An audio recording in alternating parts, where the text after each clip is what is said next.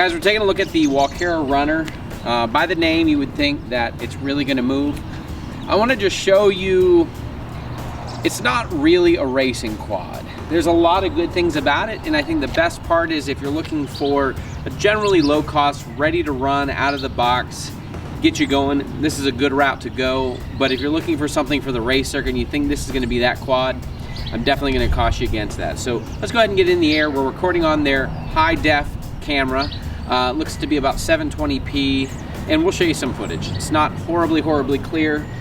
It does a lot of things okay, and I don't think really anything extremely well, other than it's just a good, simple, all-around quad, and for somebody to get into it, it's very stable. So let's go ahead and arm it. All right, arming is down and to the left, and it's momentary. It kind of just takes a little while, so it's not right off the bat. Drop the goggles.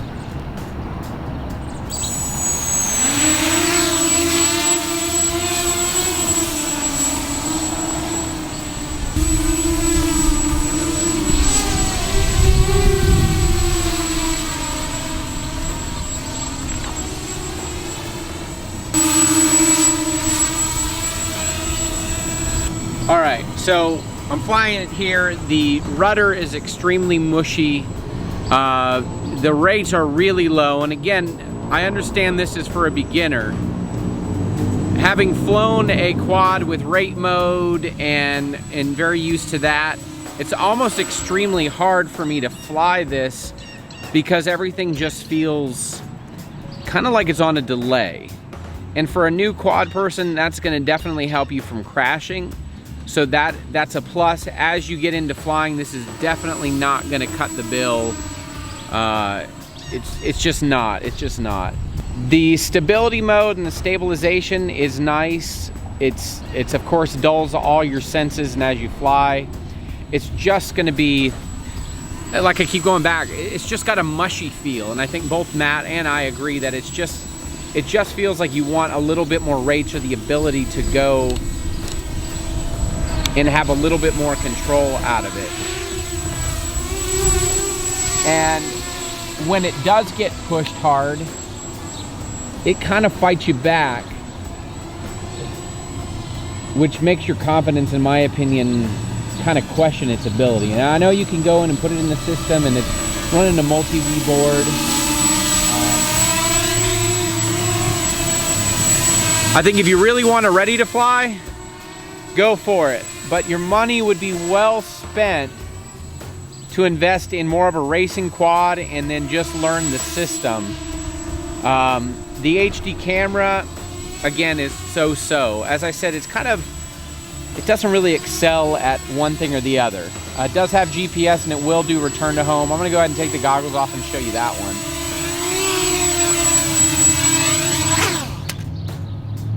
one. I'm glad you hopped that thing too on landing. Again, like, I don't know any better description than to say it feels a little mushy. It just, all the controls just feel, and wouldn't you say the same thing? I mean, Matt, it just kind of feels, I don't know what to, it's just, I'm used to more reaction on planes and everything else. Yeah, I had a real hard time with throttle management with the rudder control beam. So, and it's not a rudder on a quad. It feels like it's fighting against you in some ways. So the other thing is when you arm it, it delays too. So if you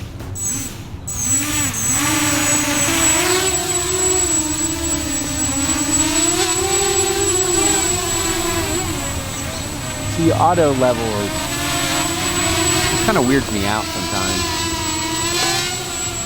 Their manual is not extremely easy to understand too, and again, we play with a lot of stuff, but some of the stuff should be intuitive. And the like self-leveling and return to launch, we just don't like it. I think that's the biggest thing, is we just weren't really that impressed. We like the overall design. It looks really slick on the front side, and then when you fly it,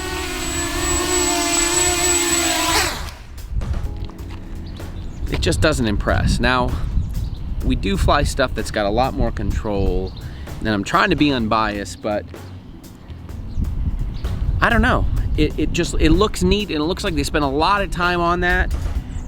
They should have labeled the switches, in my opinion. If you're teaching a beginner, I know how to use my Phantom, I know how to use my Inspire, I know how to use Return to Home and all that.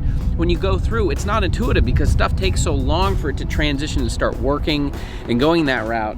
And if you're thinking you're gonna race this, you're just gonna buy a bunch of parts because you're gonna smash it up, and it's nowhere near as stable as you want in a race quad.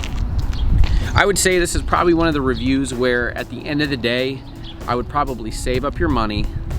If you really don't have to have something right away, invest in learning in the education side, because you're gonna invest and have a lot more bang for the buck building a quad yourself. If you can pick one up at a great price, do it. It's great for flying slow, in my opinion, and easing around and, you know, not going hard, because it's just not gonna take the pounding of a normal quad. If you also get this kit, you also need to be mindful that you're gonna have to change the antennas.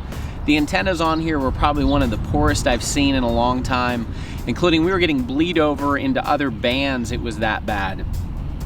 We had right hand on here, was bleeding over into left hand, far separated. We put a good quality antenna on. This one is the VAS TBS Triumph. It really cleared the issue up. You do have, you know, you can change your dip switches and change your channel, but it's just one of those things, you can't get these out of the box and expect them to perform well. You know, had I maybe just started and someone just gave this to me, I'd been really ecstatic. It's just that it doesn't perform in so many areas extremely well, and to me the return to home thing and this, I want stabilized, but I don't need return to home. When you're out that far, if you're a beginner, you're not gonna remember that stuff. So guys, thanks for watching today's video. Check out the Walkera runner. It's definitely worth taking a look at, but you may want to take a second thought before you make an investment. I don't love Ready to Fly in many ways because you lose that part of education and understanding and repairability, and then you get stuck in something that you just have to go down that road to make any repairs or you know, to learn on it. You got to change antennas and things that way. I don't really know where to leave the review other than just saying that it's just, we couldn't really make a 100% decision. It's not something you're gonna see in our store, and it's not something that impressed me that much where I would give my thumbs up and say absolutely make a total investment in it. I think it's got its place, and for someone who's just getting in, like I said before, if you can find it at a good price, it might be worth it. But then you're stuck with a radio that really can't go down the road with you in the hobby. Then you're stuck changing receivers. And so I'm back at the end, and I kind of want to end this review with, I'm just not sure. It was fun, but it was okay. And in the end, I might just pass.